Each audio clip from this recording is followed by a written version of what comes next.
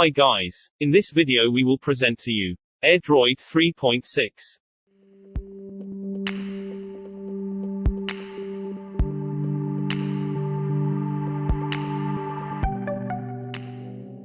What is AirDroid 3.6?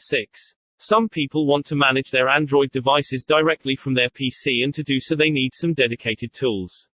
Using AirDroid allows you to manage your Android phone directly from your desktop. You can do different things without the need for a cable, so controlling your Android from your computer is possible via Wi-Fi. AirDroid makes the usage of your device much more comfortable, and thanks to it, it is possible to control some apps directly from your PC.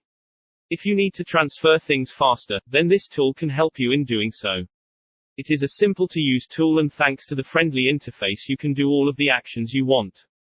You can transfer or manage files, photos, documents, music or APK files remotely.